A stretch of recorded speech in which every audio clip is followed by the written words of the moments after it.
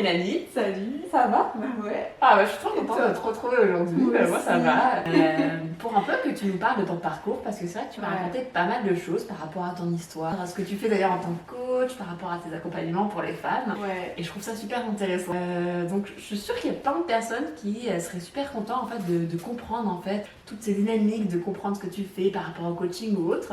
Donc déjà, est-ce que tu peux nous raconter comment tu as commencé à devenir coach et comment tu en es arrivé là? Il y a 10 ans, 10 ans de ça, Ouais. j'avais 10 ans déjà. Ouais. Et ben j'étais professeure des écoles, j'étais mal dans ma peau. En fait j'étais mal dans mon boulot, j'étais pas vraiment à ma place déjà, donc j'avais un mal-être. Vraiment je me sentais... J'ai vécu du harcèlement par des collègues, j'étais trop gentille, je me faisais bouffer, tu vois. Je me faisais bouffer par les collègues en fait. Donc j'étais en dépression, en burn-out, c'était très dur. Et en plus de ça, j'étais en couple avec mon chéri actuel. Et donc moi j'allais pas bien avec mon boulot. Je rentrais le soir, j'explosais et en plus de ça, j'avais hyper peur de perdre Louis, parce que dans le passé j'avais vécu une rupture amoureuse et j'avais eu un sentiment d'abandon de mes proches. Donc j'avais ces blessures d'abandon qui faisaient que j'avais hyper peur de perdre et donc c'était la grosse merde. Ah oui, parce que c'est pas évident quand on ressent ça, c'est vrai que ça nous impacte beaucoup émotionnellement.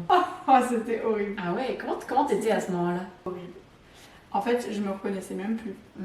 Je réalise même pas à tel point j'étais devenue un monstre. Genre, s'il me donnait pas d'attention, ou s'il me faisait pas assez de compliments, ou s'il prenait son téléphone, j'angoissais, je lui faisais tout le temps des reproches, genre tu me fais pas assez de compliments, tu me donnes pas assez de ci, pas assez d'attention. Et c'était un truc hyper négatif. Et en fait, je n'arrivais pas à faire autrement. J'avais tellement cette angoisse de le perdre que dès qu'il sortait avec ses amis, je me disais, ça y est, il va rencontrer quelqu'un d'autre, ça va être terminé.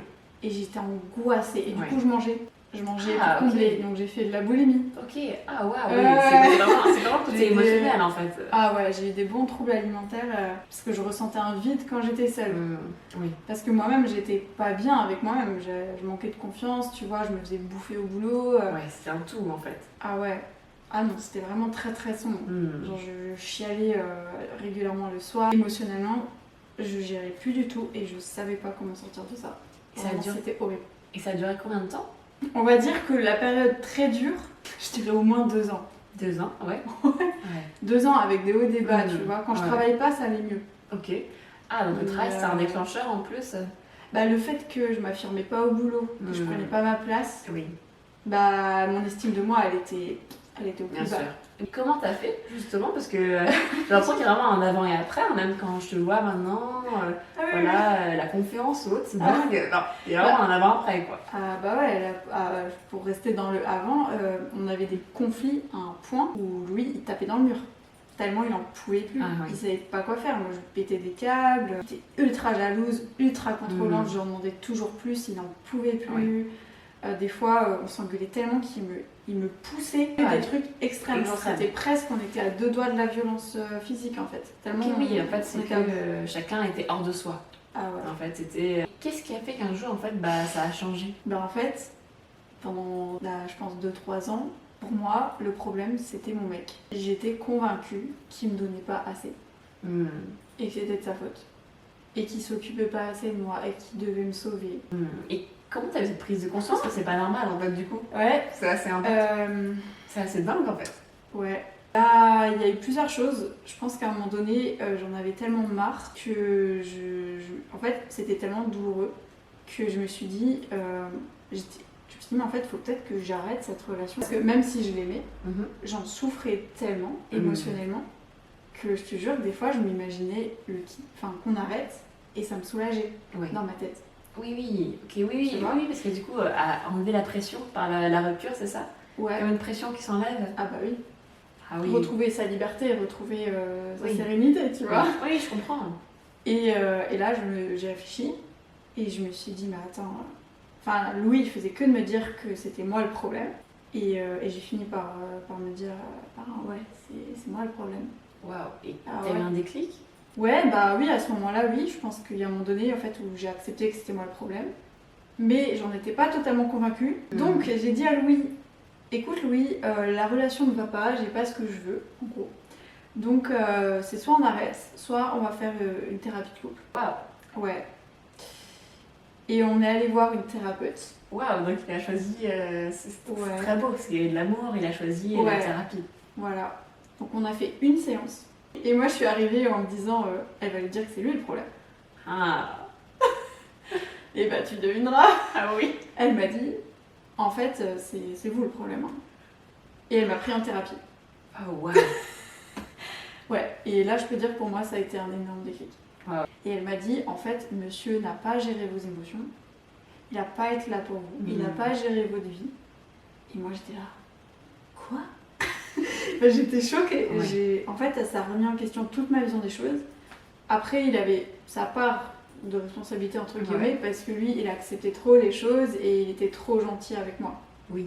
Donc lui, son travail, ça a été de plus s'affirmer avec Mettre moi, de des plus limites. poser ses limites. Ouais. Ben, j'ai commencé à faire cette thérapie. Et ça t'a fait du bien, j'imagine? Ça m'a aidée. Mais mes blessures, elles étaient toujours là. Mes blessures Ouais. d'abandon. En fait, j'essayais de plus être dépendante, j'essayais de me gérer toute seule et tout. Mais c'était hyper dur. Je C'était comprends. très dur. Parce qu'il y avait un passé tellement ancré et tout que. Et qu'est-ce qui t'a aidé à ce moment-là, du coup? Parce que du coup, je crois la ouais. thérapie, ça t'a bien aidé. Ça mais m'a ça n'a aidé. pas fait tout, c'est ça? En fait, Non. il y avait vraiment encore ce côté passé émotionnel ancré. Ouais, j'avais encore cette dépendance. Mhm. Tu vois, c'était mieux, Ouais. mais je l'avais encore. Et après, du coup, j'ai fait mon école de sophrologie. Ah, ça allait t'aider, ça. Ouais. Ouais, bah ça, en fait, ça m'a aidé à lâcher prise, Mhm. à revenir à mon corps, à me reconnecter à moi. Ah, revenir au corps, ça c'est. Punaise, c'est un gros sujet, on va dire, c'est assez important. C'est vrai que beaucoup de femmes C'est sont ça. déconnectées du corps et du coup, beaucoup dans la tête, dans la projection, même par rapport à l'autre, dans leur relation Ouais. et moins dans leur monde intérieur, c'est vrai ça. Ouais, c'est ça. Et aussi, bah, j'ai décidé de démissionner de l'éducation nationale Ah, ça allait faire du bien. et j'ai fait ce choix pour moi. Mhm. Je m'étais aussi affirmée avec les collègues. J'étais retournée au boulot, j'avais dit mes 4 vérités à tous mes collègues. Mhm. Donc ça m'a fait déjà prendre en puissance. Ouais, Première fois de ma vie que je m'affirme vraiment. J'étais en train de trembler, en train de pleurer, mais je l'ai fait, waouh. tu vois. Et qu'est-ce qui t'a aidé à le faire? Bah en fait j'étais en dépression chez moi et pour moi je me suis dit en fait si j'y retourne pas et que je leur dis pas ce que je pense et que je quitte ce boulot sans Mhm. rien dire, Ouais. ça va me rester. Ouais. Et je me suis dit même si j'ai peur et que je tremble et tout, il faut que je le fasse. C'est beau et c'est courageux. Ouais. Et du coup ça aussi ça a été un gros déclic. Mhm. Genre ah ouais, Ouais. putain, je suis capable de m'affirmer en fait. Ouais, on prend un estime de soi. Hein. Ah ouais, Alors, voilà. Waouh, c'est dingue. C'est ça. Et donc là j'ai appris à me faire respecter Mhm. déjà et j'ai démissionné. Je me suis écoutée alors que tous mes proches, bah, ils étaient super inquiets pour moi. Ouais. Et je sais que c'est de l'amour, je leur veux pas du tout. Mais même si tout le monde avait peur pour moi, j'ai fait ce choix pour moi. C'est beau, De c'est changer comme un de cadeau quoi. Voilà. Et déjà ça m'a fait prendre en estime de moi, tu vois. Oui, je comprends. Oui, je comprends. C'est C'est un waouh. un bel acte en fait d'amour ou même de courage en fait qu'on a pour soi. C'est ça. Donc là déjà je me choisissais un peu plus dans ma vie, tu vois. Donc ça allait déjà mieux dans notre couple. Ah. La sophrologie qui m'a aidé à lâcher prise. Mhm. Donc déjà ça allait mieux au niveau des émotions. Ouais. Mais les blessures de mon passé, les blessures d'abandon, de rupture étaient toujours là. Mhm. Et quand tu portes ces poids-là, t'as beau faire tout le travail que tu veux, ton inconscient il a quand même du mal, il a quand même ses peurs qui sont encore là, tu vois. Du coup, trop SEO. Ah ouais. Donc après la sophrologie, donc j'ai accompagné des gens dans mon Mhm. cabinet, tout ça, lâcher prise, c'était cool, tu vois. Ouais. Mais même au niveau de mes clients, je me disais, c'est cool parce qu'on reprogramme leur cerveau, on Mhm. reprogramme tout ça, mais on n'a pas guéri les traumas, on n'a pas guéri les vraies Ouais. blessures qu'on a vécues dans notre vie. Donc pour moi, le travail il était inachevé. Mhm. Donc je me suis dit, je veux me former pour guérir, pour traiter ça, pour Ouais. faire un travail C'est profond. dingue. Parce que je voulais donner le meilleur à mes clients, tu vois.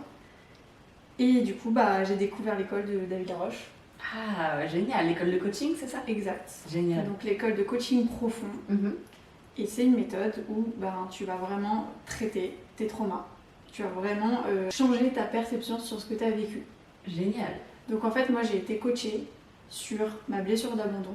Génial. J'ai vu tout ce que j'y avais gagné à vivre ça Waouh, c'est dingue. et ça m'a apaisée. C'est dingue. Et j'ai vu aussi tout ce que je pourrais y gagner à perdre mon couple. C'est dingue. Ah ouais. Et du coup, bah, une fois que tu rééquilibres ta perception des choses et que tu changes ton regard sur les choses et que tu te dis waouh, c'est incroyable.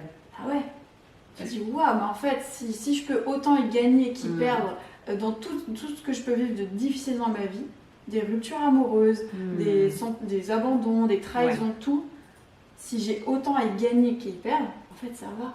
En fait, tu te détaches, c'est ça, c'est un détachement finalement qui se fait grâce à un équilibre. En fait, tu remets la balance à zéro. Ouais. C'est ça, c'est super intéressant parce que personne ne nous apprend à le faire en fait. Enfin, il y a tellement de situations où, d'ailleurs, voilà, tu m'as écrit un exercice il y a quelques jours par rapport à ça. Ouais. Et c'est vrai que le fait de voir finalement ce qu'une situation négative, on va dire, nous a apporté, on va dire le positif, au début c'est pas évident, mais finalement ça te permet vraiment de lâcher un poids. On voit qu'on lâche quelque chose et c'est vrai que c'est dingue. Ouais, c'est puissant. Franchement, moi, à chaque fois que je me suis fait coacher et que j'ai vu ce que j'y avais gagné à ma rupture amoureuse, ce que j'y avais gagné au sentiment d'abandon de mes proches, ce que je pourrais gagner de perdre mon copain ou de perdre mes proches, parce que ça aussi c'est une grosse angoisse, bah en fait j'avais des larmes aux yeux, de soulagement, de me dire waouh, mais en fait je peux aussi gagner dans tout ça. C'est dingue. Donc finalement, j'ai moins peur de perdre mon copain. Oui, bien sûr, parce que du coup la balance est pas que d'un côté. Ça penche plus de manière équilibrée, c'est ça. Exact. Et par curiosité, si jamais tu veux me dire une des choses positives que ça t'a fait d'avoir cette dépendance affective, est-ce que tu trouves quelque chose peut-être à dire que t'as mis en lumière par rapport à ça? C'est une bonne question. Ça a donné un sens à ma vie. Ah, c'est beau. Parce que finalement, c'est ce que je fais aujourd'hui, c'est mon boulot. Ouais. Tu vois? Oui, non, mais c'est vrai que c'est. C'est vrai. En fait, si j'avais pas vécu cette dépendance affective, je serais pas là avec un moteur, un truc que j'ai envie de donner aux gens, tu vois. Ah oui. Et donc en fait, ça m'a créé un moteur dans ma vie. C'est dingue. C'est fou, hein? Ah ouais, c'est dingue. C'est trop bien. Et donc c'était des années hyper dures psychologiquement pour moi et mon copain. Mais en fait, aujourd'hui, j'aide plusieurs dizaines de femmes j'ai aidé plusieurs dizaines de femmes à sortir de cette dépendance-là, quoi.